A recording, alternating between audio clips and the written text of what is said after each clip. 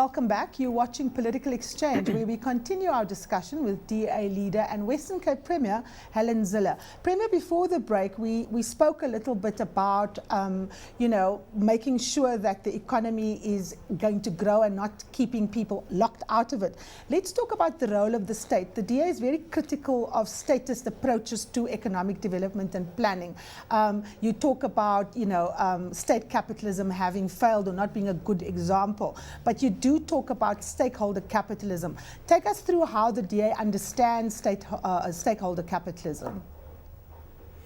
Well, I haven't specifically used that word. Well, that is what it comes down to. The inclusion of everybody. The inclusion of everybody. Now, the state has a very important role. The state has a very important role, for example, to make sure that education is working very well for all of the people, not just for some of the people. The state has a very important role in ensuring that infrastructure works, from broadband to harbours, to railways, to road systems, and then particularly to sewage and water and electricity. It's all got to be functioning and functioning really well. It's also got to be affordable. There's got to be much higher productivity in the state to ensure that we produce all of those infrastructural services efficiently and effectively and affordably. That is the role of the state. The state also has another critical role, and that is to help young people get into the economy. That is why we support the youth wage subsidy. That is why we support opportunity vouchers. That's why we support vocational training and apprenticeship programs involving state institutions. We support all of those roles of the state, including appropriate regulation, to ensure an economy grows, to ensure that it's attractive to investors, and to ensure that young people get a foothold in that economy. Now, one of the things, of course, is the issue of skills and skills development. Now, we know that we have a dearth of skills, particularly scarce skills. What kind of, underpinnings tied to economic policy does the DA have to fast-track skills development, particularly in those sectors such as engineering and so on, where there is a definite shortage? Well, first of all, we have to get the school system right as a whole. That is not a short-term strategy, but we've started testing the children at the end of grade 3, 6, 9, and then of course grade 12, the exit year. We believe in establishing numeracy and literacy rates at internationally competitive levels, if that is at all possible in current circumstances. And we believe in holding principals and school teachers to account for their targets on the basis of a school's previous best. So we believe in accountability in the system. But as a short-term strategy, and what has worked very well indeed, is to start special maths and science schools, which have been highly successful in the Western Cape in a relatively short period of time, and ensuring that we identify quite early on children with an aptitude in maths and science, and ensuring that they attend those special schools so that our system is producing the skills necessary for engineering, for science, for research, for medicine, for business, for all of the other areas that we need those specialized skills. We're also very committed to upgrading our teachers where they are in the schools that they are, and ensuring that they get the support, including a textbook for every learner in every single subject. Then we believe in diversifying the curriculum from the end of grade 9, so we strongly support further education and training colleges and vocational and technical training. And we would like to put a huge amount of emphasis on that, which we do. We support broader student financial aid and more generous student financial aid and internship programs in government, and then of course the youth wage subsidy more broadly. So those are the kinds of policies that we want to pursue, and our policies really focus at the point where a growing economy intersects with improving education. Now, Premier, we are obviously on the African continent, and one of the important weaknesses in our economy is that we are not doing enough trade with other African countries. At the moment, trade with Africa stands at about 10%. Our largest trading partners continue to be, Europe, the US, China. What does the DA plan to do about regional integration and making sure that South Africa's economy actually links into those regional and continental hubs? Well, we believe that we should be doing far, far more trade with Africa. Africa is the fastest growing region in the world, and we believe very strongly in the need to diversify our export markets from Europe primarily through Africa to the east and beyond. So that is a number one priority.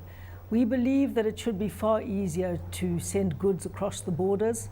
We believe that trade between African countries should be massively simplified, the red tape removed there as well. We talk about one-stop border control where all of these things can be managed and the permits obtained very easily. And we believe that African neighbours should be our primary targets for trade and exchange. But how is that going to be done? Where's the detail? The detail is all in our policy documents. Simply put, we believe it should be simplified and the red tape removed from doing trade with Africa. Okay. Now, the whole question of infrastructure is obviously quite central to engendering those linkages. Now, how does the DA's plan address in the short term issues that hamper infrastructure rollout, such as artisan skills, project management skills, and lack of engineers with big project experience? And we know, of course, that these are global challenges, not peculiar to South Africa. What is the DA's plan talking to in terms of those challenges? Well, as we have said, we want to focus specifically on education and training in those particular fields and fast track the development of those skills through our special schools, through our special training programs, through partnerships with tertiary institutions which are already there, and through the Skills Development Forum which we've started that is intended to align the supply with the demand. So the Skills Development Forum looks at all of the areas in the economy where the demand is and ensures that we can fast track the provision of supply. We've done it successfully in a number of areas and we would hope to do it even more so. One of the areas that of course is also critical to infrastructure is state-owned enterprises, and the DA is very critical of the current government's policies, particularly pointing to some of the inefficiencies in those state-owned enterprises. Talk us through some of the recommendations around change for SOEs in terms of the DA's plan. Well, one of the biggest problems with SOEs, state-owned enterprises, is that they don't have to be competitive.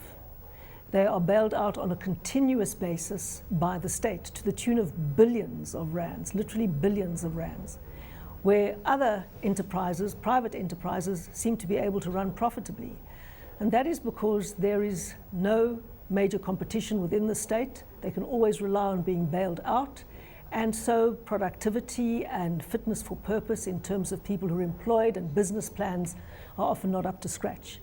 Certainly, electricity should be massively diversified. There should be many, many power purchasers, power providers who can link into the grid and create a good competitive atmosphere and environment for Eskom.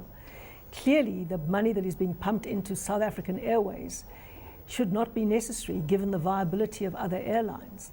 And so the state-owned enterprises, especially Transnet, are a huge drain on resources and don't add particular value to the economic infrastructure they're supposed to drive.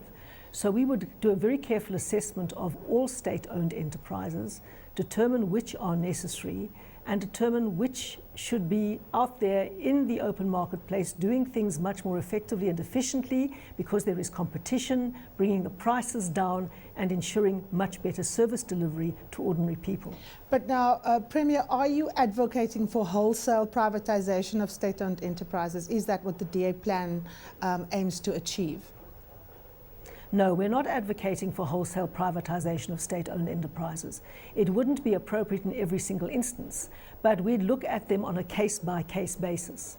For example, we think it's inappropriate that South African Airways has had to be bailed out to the tune of many billions of rands, when other private airlines have been able to run profitably and viably. And so we think that that is a major challenge and needs to be looked at very carefully. Most certainly we think the supply of electricity needs to be open to competition and other private power providers.